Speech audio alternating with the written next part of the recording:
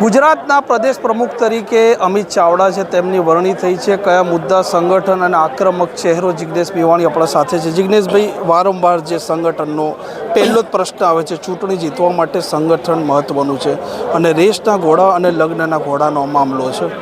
બિલકુલ, હું આશા રાખું છું કે કોંગ્રેસ પરિવારના એક તાલુકા પ્રમુખ, જિલ્લા પ્રમુખ અને જે કોઈ પણ પદ પર નથી એવો કોંગ્રેસનો સિપાહી કાર્યકર્તા 28-30 વર્ષથી સરકાર નહીં બની હોવા છતાં, અનેક લોકોએ પક્ષ સાથે દ્રોહ કર્યો હોવા છતાં એ અડીખમ અકબંધ સજળબંબ ઊભો છે. આ કાર્યકર્તાઓ પર મને ભરોસો છે કે છેક સુધી લડી લેશે.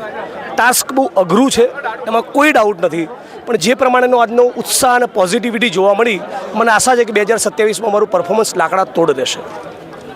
પડકાર કયા રહેશે? ભારતીય જનતા પાર્ટીને લઈને તમે અનેક વખત સવાલો ઊભા કરો છો, પણ કોંગ્રેસમાં એવા જૂજ ચહેરા છે જે ભાજપને પડકાર આપે છે. નહીં, સૌથી મોટો પડકાર એ છે કે આ માણસો જે આરએસએસ અને બીજેપીના છે, એ લોકો ડેમોક્રેસીમાં, લોકતંત્રમાં માનતા જ નથી.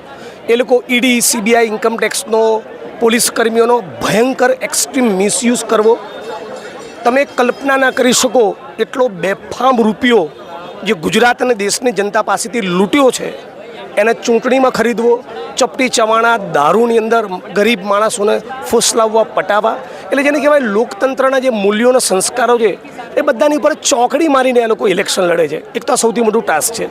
બીજું એક સાયકોલોજીકલ તમારો શું કહેવાય ડ્રોબેક હોય કે તમે 28 વર્ષથી સરકાર નથી બનાવી, એમાંથી બેઠા થઈને ખોંખારો ખાઈને ઊભા થવું એક ચેલેન્જ છે. પણ મને આશા છે કે બધા તાકાતથી દરેક તાલુકા કક્ષાએ, જિલ્લા કક્ષાએ લડીશું.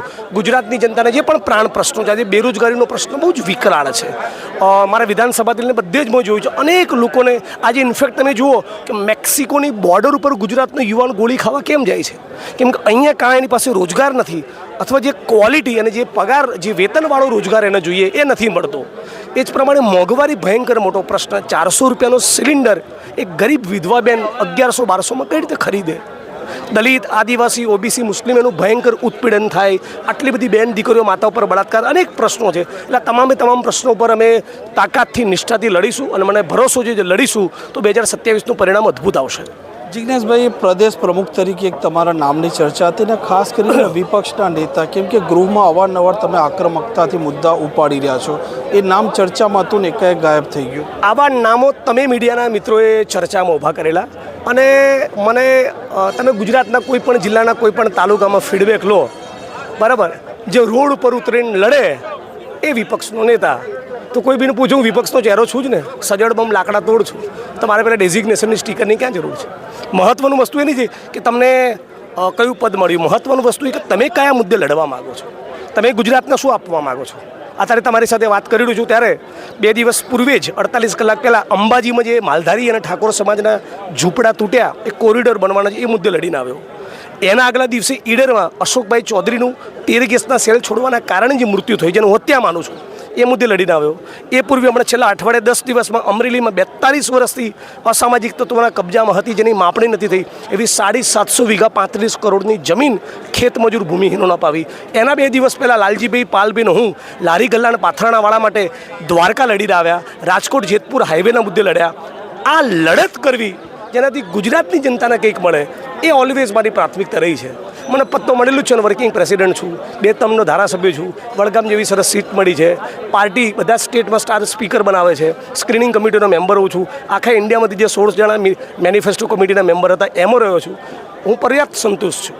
મારી ભૂખ એક જ છે કે ગુજરાતનો કોંગ્રેસનો કાર્યકર્તા, ગુજરાતની આમ જનતા જે પણ આપણા ગુજરાતના પ્રાણ પ્રશ્નો છે એ મુદ્દે લડે, આટલી જ મારી પ્રાયોરિટી છે.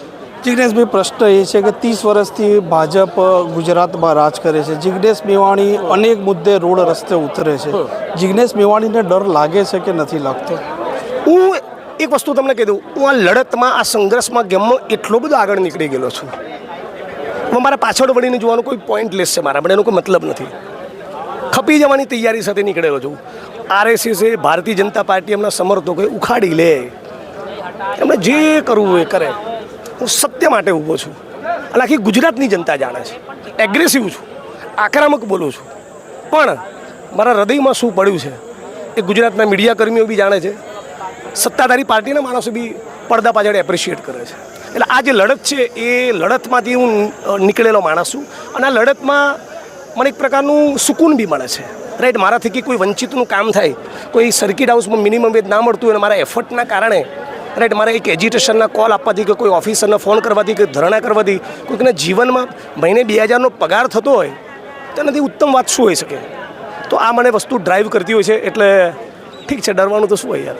એક અંતિમ પ્રશ્ન છે, તમારા જિલ્લામાં અને ખાસ કરીને ગુજરાતમાં પણ તમે અવારનવાર કાયદો વ્યવસ્થાને લઈને સવાલો ઊભા કરતા હો છો. થોડાક સમય પહેલાં એક ડીવાયએસપીને પોલીસ ઇન્સ્પેક્ટરનું સોનાનું જે પ્રકરણ હતું તે પણ આ મામલે તમે ઉપાડ્યું હતું. તો આ મામલે કંઈ ડેવલપમેન્ટ છે કે પરિસ્થિતિ? આ મામલે એ પોલીસ ઇન્સ્પેક્ટરને લીવ રિઝર્વમાં મૂકી દીધા છે અને સાથોસાથ એમની સામે ડિપાર્ટમેન્ટલ ઇન્ક્વાયરી પણ ચાલી રહી છે.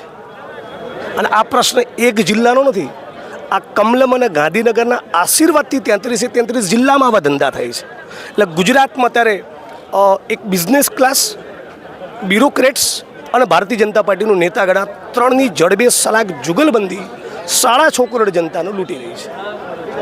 તો ગૃહ રાજ્યમંત્રી હર્ષ સંઘવી છે તે ગુજરાતમાં કાયદો વ્યવસ્થા જાળવવામાં ક્યાંક ને ક્યાંક સફળ નથી થઈ રહ્યા, નિષ્ફળતા દેખાઈ રહી છે કે તેમના અધિકારીઓ સાંભળી નથી રહ્યા. તમારા સવાલની અંદર જ જવાબ છે. એ હર્ષ સંઘવી એ બહુ ઘોર નિષ્ફળતાનું પ્રતીક છે અને એક પણ ફ્રન્ટ ઉપર એમનું પરફોર્મન્સ નથી. ઇનફેક્ટ હું આપની સાથે એ પણ કહેવા માગીશ કે ગુજરાતના માનનીય મુખ્યમંત્રી ભૂપેન્દ્રભાઈ પટેલ અને ગુજરાતના ગૃહમંત્રી હર્ષ સંઘવી એ બંનેના પીરિયડમાં જ રાજકોટનો અગ્નિકાંડ થયો, એના પીડિતોનો ન્યાય નહીં. આટલા બધા એક્ઝામ્સના પેપર લીક થયા, એમાં પણ ન્યાય નહીં. ડીસાની ફેક્ટરીમાં બ્લાસ્ટ થયો અને 22 મજૂરો ભડતું થઈ ગયા. મોરબીનો કાંડ થયો, તક્ષશિલા કાંડ થયો. આ બધા જ કાંડમાં હર્ષ સંઘવીનું ગૃહમંત્રી તરીકે કે માનનીય ભૂપેન્દ્રભાઈનું સીએમ તરીકે શું પરફોર્મન્સ છે? They both are complete absolute failures. સદંતર નિષ્ફળ છે. હું તો એવું માનું છું કે એમનામાં વિવેક હોય તો સમજીને રાજીનામું આપી દેવું જોઈએ. ગુજરાતનો જ્યારે ઇતિહાસ લખાશે તો એમના લલાટ ઉપર બહુ શરમજનક ટીલી ચોંટશે.